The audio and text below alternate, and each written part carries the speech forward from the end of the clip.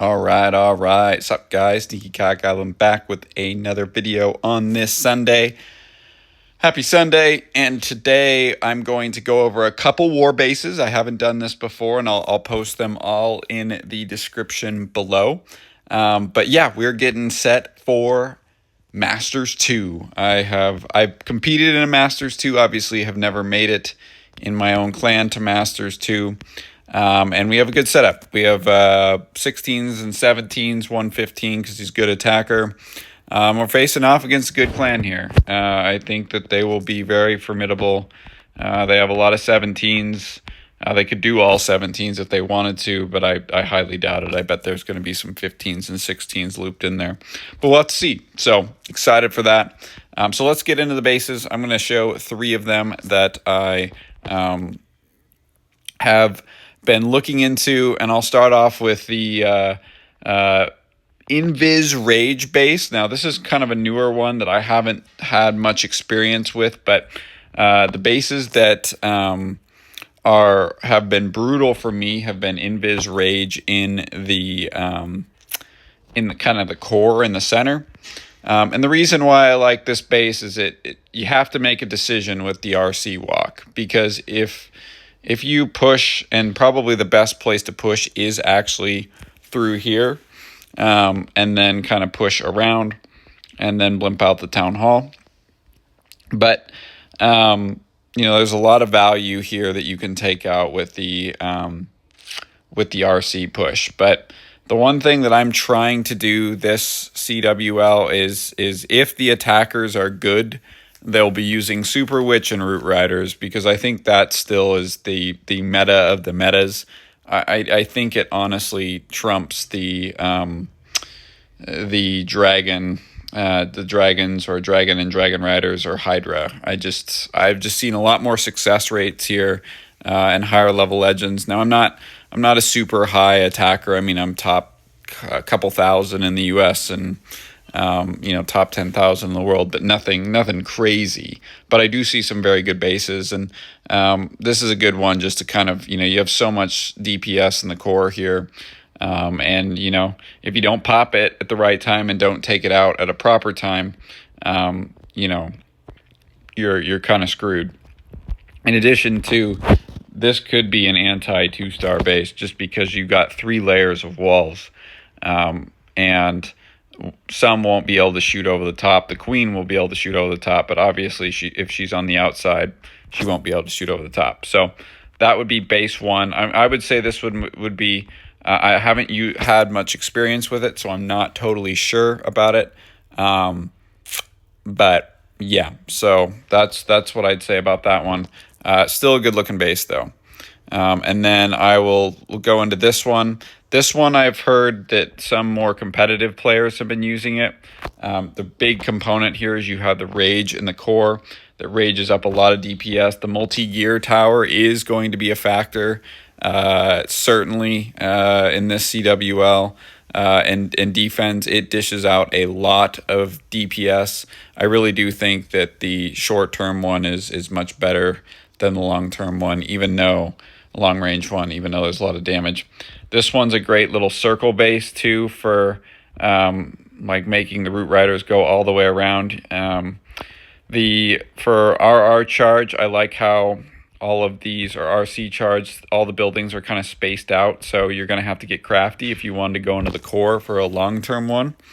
So I really like that, and they push 6 o'clock. They'll get hammered with a lot of bombs and such. So this would kind of be my second pick. And yeah, we got that Rage and then Poison on the back end, and I like that towards the Monolith because it slows it down. So that would be second pick. Now I am leaning towards this pick. This is the base that I'm going to try tomorrow in Legends League for defenses and see how it does. But I really am hesitant to do so because this base is really fire. I really like this base, and people could say, well, that's an old base, or I've seen it all the time. I have only seen this once in Legend League, and from what I'm seeing, I really do like this base, and this is in the thumbnail. I mean, look at, a lot of people go 6 o'clock here. How much DPS? I've seen a lot of walks where they get hammered out through here because there's so many bombs. The single target Inferno towers, the queen can't shoot over the walls. In addition to, it's great against dragons that are slow to smoke them out. In addition, you have the 2 poison towers that really help with slowing down root riders, slowing down dragons. I have a tough time 3-starring this base. I cannot 3-star in hard mode with my air attack. I've tried many times, and I think the highest I've ever gotten is 91%. It's tough for RR charges, RC charges, if you're going to go from below. Really, what I would say for the value is you go from the top and take out the mono, and then kind of giant arrow across here so you can take out one of the sweepers, and then go from either side would probably be the best. But you better save up your firepower and make sure you have enough for this back end here, because there's a lot of DPS to finish off this attack. So I like this base. I like it a lot, and that's definitely my favorite. Now, for defense logs, look at this. I didn't get 3-starred once, and I got 1-starred. So I'll show you one of the defenses I had. Now, this is what you deserve to get if you use this kind of attack strategy. I'm just curious. I haven't seen this with Electros, but this is a great base. I mean, I always can tell, too, people are a little bit confused because this attack only lasted a minute. What a joke. People are always confused on some of these bases because they don't last long. They literally last for like maybe, not going to be enough, and they get frozen. They wait until they attack. It's like they take the full 15 seconds to plan out the attack. That's when I know it's a good base, because, you know, if it was a base that people have used, a base that people had seen, and maybe this is because I'm in like 5400s Legend League. Like, I'm getting some good bases now. But, you know, let me know what you guys think. If you've seen this base a ton, is fair enough. Kind of some of the closer ones today have been actually, usually they're the Root Rider ones. I've seen some thrower armies, but I'd like to show the Root Rider fails, because it really does show that this base can go up against Root Riders. But people, like, I've been 3-starred all across the board. I mean, there is some luck involved with it. But there is a component where, and I think the RR walk is kind of difficult on this base too if you don't do it properly. And obviously I would have thought, you know, you should have taken out the mono there. That should have been the goal. But they go towards the mono, but don't really create a great funnel here. I mean, you don't have to be perfect to get a 3-star on this base. You really don't. And obviously he keeps up the mono. He doesn't funnel it, so that's a huge piece of, I mean, this was almost, I think they get like a 90-something%, but they almost still got this. And I mean, the mono is still up, but the single targets do great against like the P.E.K.K.A.s, the Electro Titans. Oh, this one's not even close. Oh my gosh. Okay. So this was an absolute complete fail. Let's see if there was ones that are just like, oh, a gut punch. Okay. Yeah, I love seeing the ones that are just an app. There was one that was brutal. I think I shared it. It's obviously not here. Oh, yes, this one was brutal of a fail. So this is another Root Rider, Valkyrie, with a couple combos of a couple throwers. And does he use the log launcher? I don't think he uses the log launcher. But this is another place where I'd say is a good point. The other thing that I find ironic is, like, why do you use the Spirit Fox if you just dump all the spells and you don't even use the timing of the Spirit Fox? Like, that to me is just bizarre. It's like you're just wasting the Spirit Fox. So, I mean, you might as well put the Phoenix on at that point. But I would argue, though, even then, okay, it uses the Siege Barracks, that you get a lot of good value from utilizing the Phoenix on the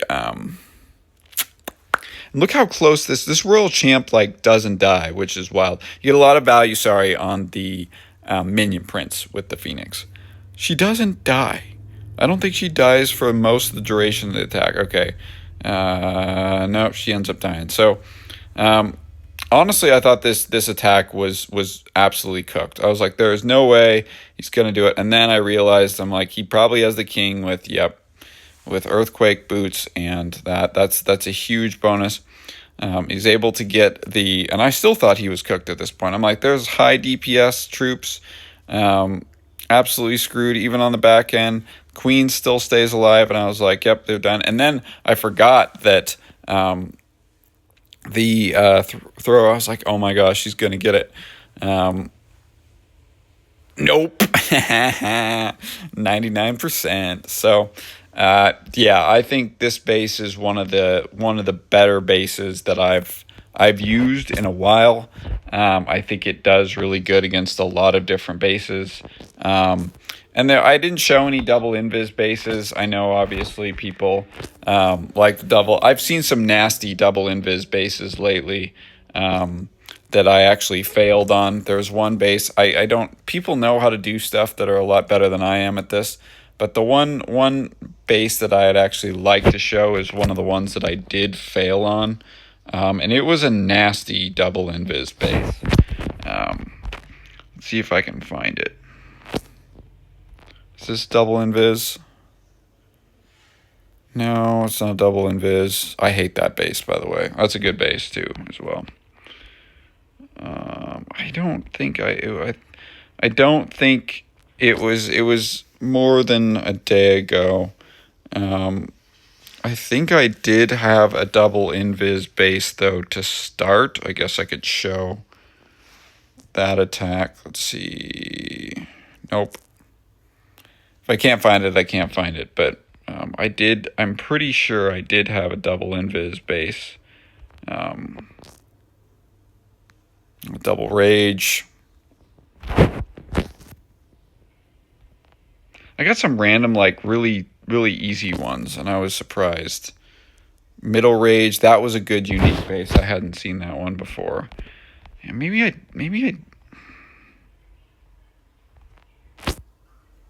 Yes. Oh, this one was nasty. If someone can provide me the link to this. I don't know what to do with these sometimes, because sometimes what I'll do is I'll just use the queen and I'll essentially start the attack by popping the two invis and trying to push. But in this case, I'm like, I don't know if she's actually going to push towards the invis towers, but they're like mini little sections, which are really, really creative here. Like I really, and for root riders, it could really throw them off too. And obviously, yes, you could use the queen to snipe out the, and I just didn't really do a great job with the Spirit Fox walk here. I mean, I did get the mono out, which was fairly good value, but I didn't get this one. That was I poorly executed on and look at how unlucky I get with this invis here. So I drop the invis and she walks out of the invis at the last second. And though, like, people are like, oh, she would have died anyways, I don't know, because she would have been in the aura and I would have been able to utilize the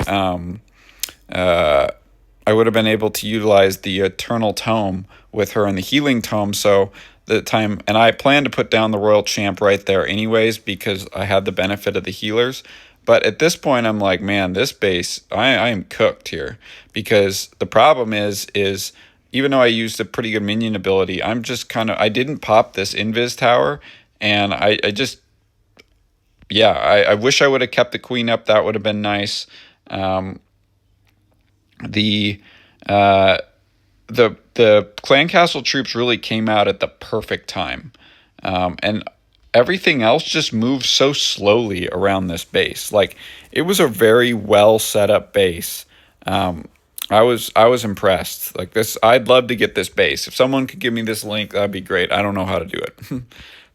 You guys work your magic so well on Discord and all that stuff, but I'm a boomer. So I'm excited for CWL. Good luck to all. Day one starts tomorrow, and we'll start doing previews of that and results with that. But let me know what you guys think.